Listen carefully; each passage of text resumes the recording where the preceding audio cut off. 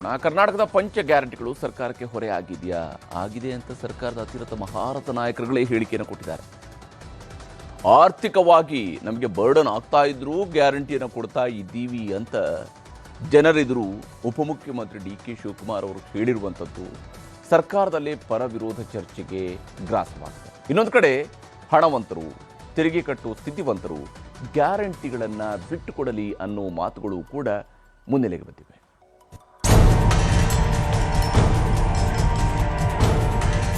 ಸರ್ಕಾರ ಏನೇ ಬರೋದನ್ನು ಇವತ್ತು 5 ಗ್ಯಾರಂಟಿ ಕೊಟ್ಟಿದ್ದೀವಿ. 100 ಎಕರೆ ಜಮೀನು ಇರೋರು ಕೂಡ ನಮ್ ಕೊಡಿ ಅನ್ನೋ ತರ ಆಗ್ಬಿಟ್ಟಿದೆ.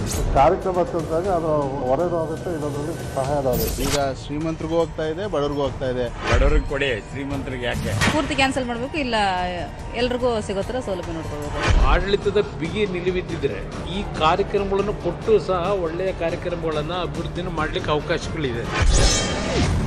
ಸ್ಥಿತಿವಂತರೇ, ಉಳ್ಳವರೇ ಗ್ಯಾರಂಟಿ ಬಿಟ್ಬಿಡಿ. ಗ್ಯಾರಂಟಿ ಸರಕಾರಕ್ಕೆ ಗ್ಯಾರಂಟಿಗಳೇ ಹೊರೆಯಾಯ್ತ.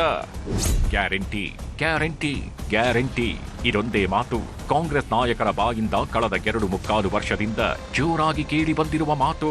ನಾವು ಜನರಿಗೆ ಗ್ಯಾರಂಟಿ ಕೊಟ್ಟಿದ್ದೇವೆ, ಗ್ಯಾರಂಟಿ ಮೂಲಕ ಜನರ ಬದುಕು ಸುಧಾರಿಸುತ್ತಿದೆ ಅನ್ನೋದ್ರಿಂದ ಹಿಡಿದು ಈ ಗ್ಯಾರಂಟಿಗಳೇ ಕರ್ನಾಟಕದ ಮಾಡೆಲ್ ಅಂತಲೂ ಕಾಂಗ್ರೆಸ್ ನಾಯಕರು ಹೋದಲ್ಲಿ ಬಂದಲ್ಲಿ, ಮೈಕ್ ಸಿಕ್ಕಲ್ಲಿ, ಸಭೆ ಸಮಾರಂಭಗಳಲ್ಲಿ ಗ್ಯಾರಂಟಿಯ ಗುಣಗಾನದಲ್ಲಿ ಮುಳುಗೇಳ್ತಾಗಿದ್ರು.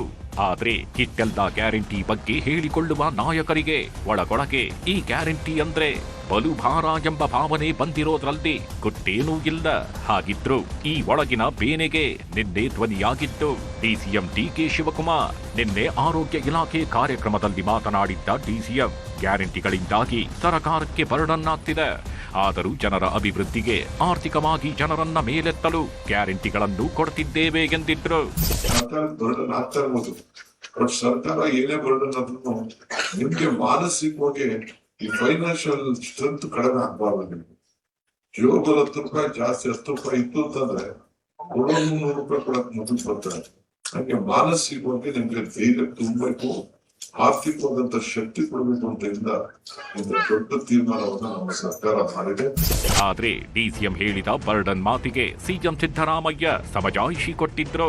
ಗ್ಯಾರಂಟಿಗಳಿಂದಾಗಿ ಸರ್ಕಾರ 52,000 ಕೋಟಿ ಹಣ ಖರ್ಚು ಮಾಡ್ತಿದೆ, ಹಾಗಾಗಿ ಅದರ ಬಗ್ಗೆ ಹೇಳಿರಬಹುದು ಎಂದು ಗ್ಯಾರಂಟಿಯ ಬಗ್ಗೆ ಸಮರ್ಥನೆ ನೀಡಿದ್ರು. ಆದ್ರೂ ಕೂಡ ಗ್ಯಾರಂಟಿ ಯೋಜನೆಗಳನ್ನು ಮುಂದುವರಿಸ್ತಾ ಇದ್ದೇವೆ ಅಂತ ಡಿಸಿಎಂ ಒಂದು ಸಾಂದರ್ಭಿಕವಾಗಿ ಒಂದು ಮಾತು ಹೇಳಿದ್ರು. ಬರ್ಡನ್ ಅಂತಂದ್ರೆ ವರ್ಷಕ್ಕೆ 52,000 ಕೋಟಿಗಿಂತ ಜಾಸ್ತಿ ಆಗ್ತದೆ, ಅದು ಬರ್ಡನ್ ಅಂತ ಹೇಳಿರ್ಬೇಕು. ನಾವು ಡೆವಲಪ್ಮೆಂಟ್ ವರ್ಕ್ಸು ಮುಂದುವರಿಸ್ತಾ ಇದ್ದೀವಿ. ಮತ್ತು ಗ್ಯಾರಂಟಿ ಯೋಜನೆಗಳು 1,20,000 ಕೋಟಿ ಈಗಾಗಲೇ ಕೊಟ್ಟಿದ್ದೀವಿ ಗ್ಯಾರಂಟಿ ಯೋಜನೆ. ಇಷ್ಟಕ್ಕೂ 2023ರ ವಿಧಾನಸಭಾ ಚುನಾವಣೆಯಲ್ಲಿ ಕಾಂಗ್ರೆಸ್ ಸರ್ಕಾರ ಅಧಿಕಾರಕ್ಕೆ ಬರಲು ಪಂಚ ಗ್ಯಾರಂಟಿಯ ಭರವಸೆಗಳು ಪ್ರಮುಖ ಕಾರಣವಾಗಿದ್ವು. ಮಹಾರಾಷ್ಟ್ರ, ಬಿಹಾರ್ ಸೇರಿದಂತೆ ಹಲವು ರಾಜ್ಯಗಳಲ್ಲಿ ಬಿಜೆಪಿ ಗ್ಯಾರಂಟಿಗಳನ್ನೇ ಮುಂದಿಟ್ಟು ಭರ್ಜರಿ ಜಯಭೇರಿ ಬಾರಿಸಿತ್ತು. ಇದೀಗ ಡಿಸಿಎಂ ಬಾಯಲ್ಲಿ ಗ್ಯಾರಂಟಿಗಳು ಬರ್ಡನ್ ಅಂತಿರೋದು ಪ್ರತಿಪಕ್ಷಗಳಿಗೆ ಅಸ್ತ್ರವಾಗಿದೆ. ಗ್ಯಾರಂಟಿ ಯೋಜನೆಗಳು ಹೊರೆ ಅನ್ನೋದನ್ನ ನಾವು ಒಪ್ಪಲ್ಲ. ಆಡಳಿತ ಬಿಗಿಯಾದ್ರೆ ಗ್ಯಾರಂಟಿ ಕೊಟ್ಟು ಅಭಿವೃದ್ಧಿ ಮಾಡಬಹುದು ಎಂದು ಕೇಂದ್ರ ಸಚಿವ ಎಚ್.ಡಿ. ಕುಮಾರಸ್ವಾಮಿ ಹೇಳಿದ್ದಾರೆ. ಗ್ಯಾರಂಟಿಯ ಯೋಜನೆಗಳ ಬಗ್ಗೆ ಚರ್ಚೆ ಮಾಡಿದ್ದು ಹೊರತುಪಡಿಸಿ ಅವರಿಂದ ಮತ್ತಿನ್ಯಾವುದೇ ನಾಡಿನ ಅಭಿವೃದ್ಧಿಗೆ ಪೂರಕವಾದಂಥ ಕಾರ್ಯಕ್ರಮಗಳನ್ನು ನಾವು ಕಾಣಲಿಲ್ಲ. ಈಗ ನಿನ್ನೆ ದಿನ ಉಪಮುಖ್ಯಮಂತ್ರಿಗಳು ಹೇಳಿದ್ದಾರೆ, ನಾವು ಗ್ಯಾರಂಟಿ ಸ್ಕೀಮ್ನಿಂದ ಹಲವಾರು ಯೋಜನೆಗಳನ್ನು ತರಲಿಕ್ಕೆ ಆಗ್ತಿಲ್ಲ, ಅದರ ಭಾರ ಏನು ಅನ್ನೋದು ಅರ್ಥ ಆಗ್ತಿದೆ ಅಂತಕ್ಕಂಥದ್ದನ್ನು ಹೇಳಿದ್ದಾರೆ. ಸರ್ಕಾರದಲ್ಲಿ ಒಂದು ಆಡಳಿತದ ಬಿಗಿ ನಿಲುವಿದ್ದಿದ್ರೆ ಈ ಕಾರ್ಯಕ್ರಮಗಳನ್ನು ಕೊಟ್ಟು ಸಹ ಒಳ್ಳೆಯ ಕಾರ್ಯಕ್ರಮಗಳನ್ನು ಅಭಿವೃದ್ಧಿನ ಮಾಡಲಿಕ್ಕೆ ಅವಕಾಶಗಳಿದೆ. ಪುಣ್ಯಾತ್ಮರು ಕಂಡ್ರು, ಎತ್ತೇರಿಗೆ ಕೋಣ ನೀರಿಗೆ, ಎತ್ತೇರಿಗೆ ಕೋಣ ನೀರಿಗೆ.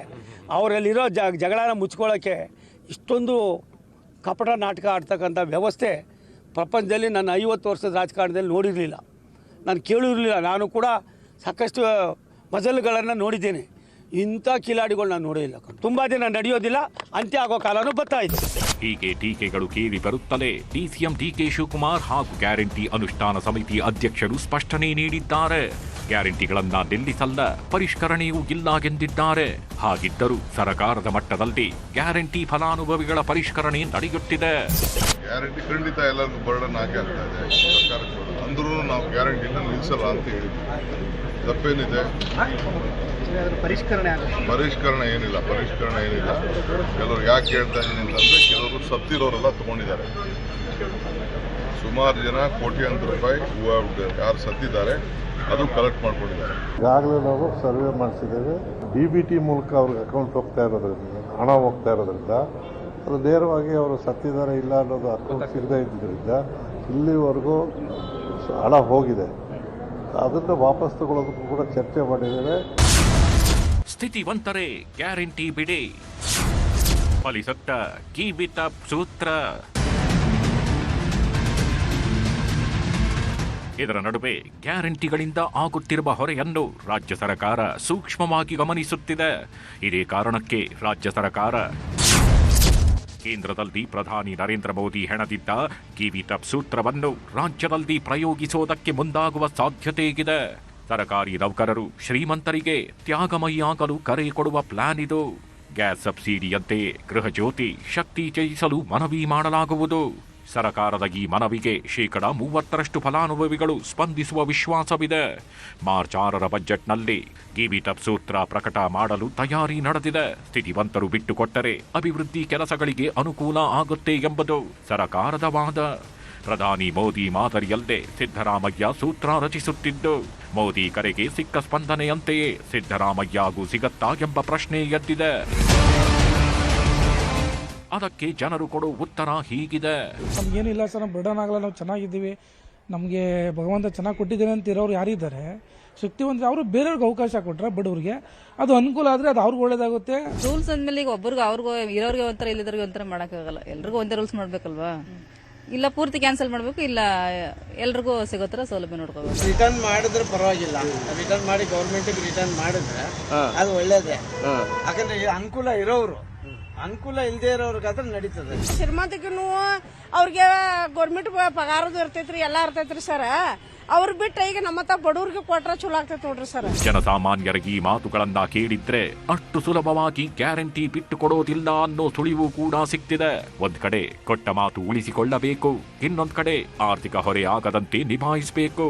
ಈ ಎಲ್ಲದಕ್ಕೂ ಸಿದ್ದರಾಮಯ್ಯನವರ 17ನೇ ಬಜೆಟ್ನಲ್ಲಿ ಪರಿಹಾರ ಸಿಗತ್ತಾ ಅನ್ನೋದನ್ನು ಕಾದು ನೋಡಬೇಕಿದೆ. Bureau report, news 18.